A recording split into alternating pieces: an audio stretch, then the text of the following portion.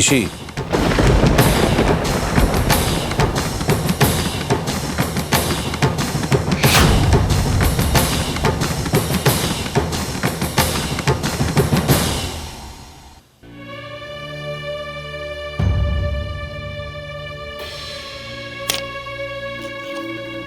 এই ওষুধগুলো ওনাকে ইমিডিয়েট দেওয়ার ব্যবস্থা করুন।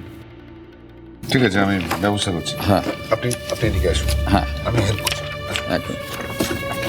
আসুন।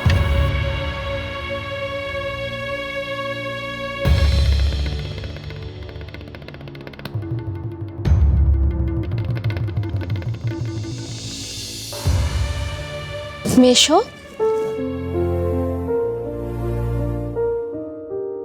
এখন কেমন লাগছে আপনার? আমি ভালো আছি।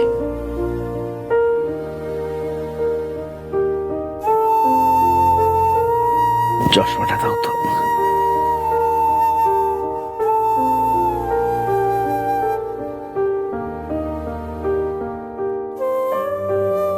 আপনারা আমাদের মতো সাধারণ ঘরের মেয়েকে যে সম্মান দিয়েছেন তা আমরা কখনোই ভুলব না।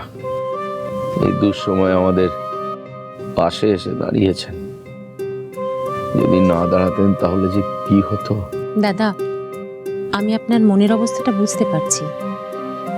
এরকম একটা ঘটনার জন্য হয়তো পিহু আর ঋষির বিয়ে নিয়ে আমরা কথা বলছি, তবে এটাও তো সত্যি দাদা, পিহুর মতো এত ভালো একটা মেয়ে কিন্তু আজকালকার দিনে পাওয়া যায় না।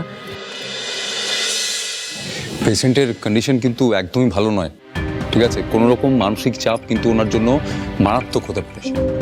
একটু খেয়াল রাখতে হবে। অবশ্যই, চলুন। হ্যাঁ,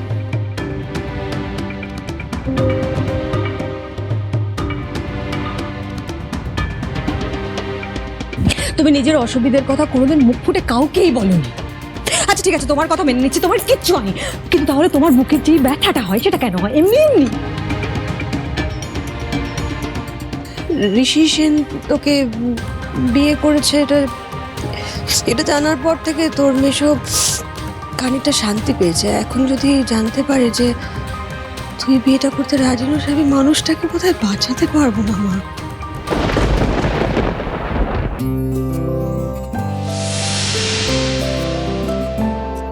পিহু, বাহ কি সুন্দর দেখাচ্ছে, দেখো পিহুকে। এই জন্য কথায় আছে না, সিঁদুর পরলে মেয়েদের রূপ আরো খুলে যায়।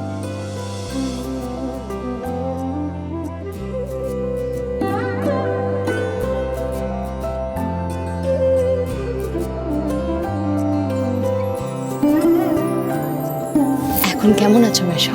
আমি ভালো আছি মা। তোমার বিয়েটা হয়ে গেলে আমি আরো চাঙ্গা হয়ে যাব।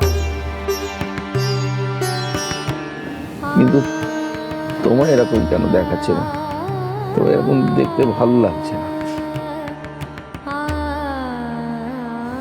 আমার সেই পিউ কই, যার মুখে সবসময় হাসি লেগে থাকতো।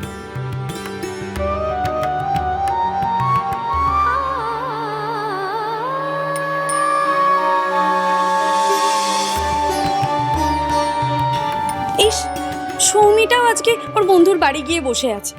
নাহলে ও যদি জানতো যে ঋষি আর পিহুর বিয়ে হচ্ছে, তাহলে এতক্ষণে দেখতে সবচেয়ে বেশি লাফালাফি ওই করছে।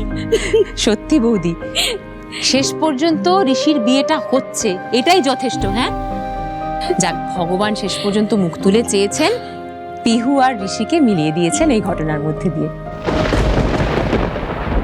কাকিমুনিরা তো জানেনই না, দিভাই তো বলেছে এই বিয়েটা করবে না। সবাই তো ঋষির বিয়ে নিয়ে মাতামাতি করছে, কিন্তু জানিই না যে ভাই বিয়েটাই করতে চাইছে না।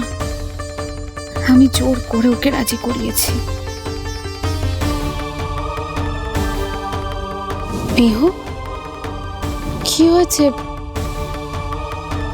এখনো মুখ ভার কেন? হ্যাঁ, ঋষির সাথে যে তোর বিয়ে হচ্ছে, তুই খুশি হসনি?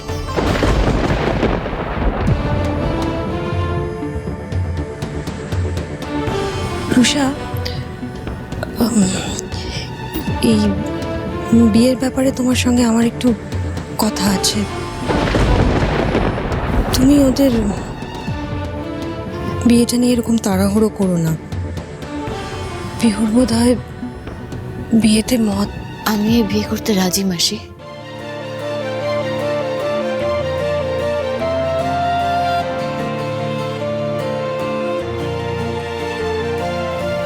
কিন্তু রুশাদি, তোমাদের পারমিশন নিয়ে এই বিয়েটা করার আগে আমি মিস্টার সেনের সাথে একবার আলাদা করে কথা বলতে চাই। ঋষি, তুমি রুষার কথা শুনে এই বিয়েতে মত দিচ্ছ কেন? কেন? না না, তুমি বুঝতে পারছো না, এই মেয়েটার নামে বাইরে যা রটেছে, তুমি বিয়ে করলে তোমার কোম্পানি, এই পরিবারের সম্মান সব শেষ হয়ে যাবে, সব। আমি যখন দেখি তোমার মতো বুদ্ধিমান, তোমার মতো পরিশ্রমী ছেলে একটা বাইরের মেয়ের কথায় প্রভাবিত হচ্ছে, তখন খুব আফসোস হয় আমার ঋষি। বাইরের মেয়ে মানে?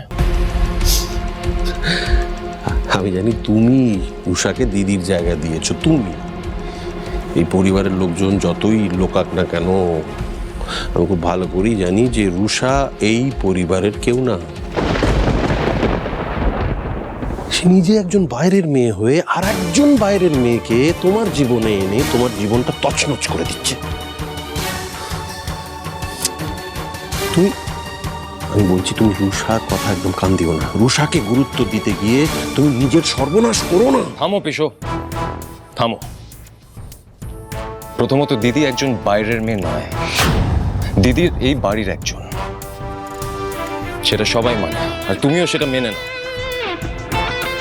আজ দিদি আছে বলে আমি বেঁচে আছি, তাই দিদির অধিকার আমার জীবনের সবচেয়ে বেশি।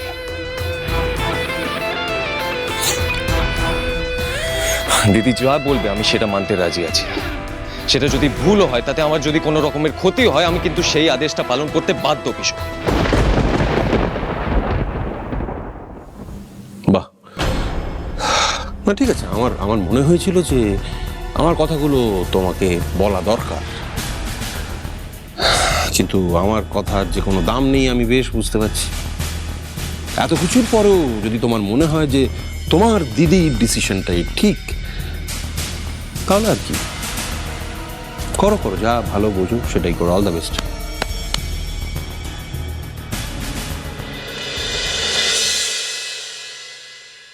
দাভাই, বলছি দাভাই, বৌদি তোর সঙ্গে একবার দেখা করতে চাই।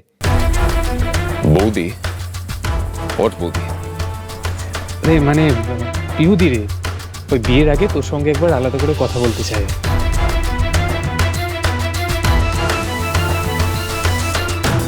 দাভাই, বলছি আমি বলি পিহুদিকে তোর ঘরে আসতে।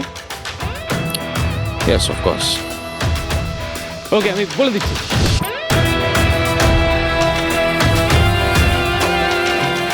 এবার আমার নিষ্প্রিয় মিত্রর সাথে কথা বলতেই হবে, তবে এখন যা কথা হবে মুখে হবে না, খাতায় কলমে হবে।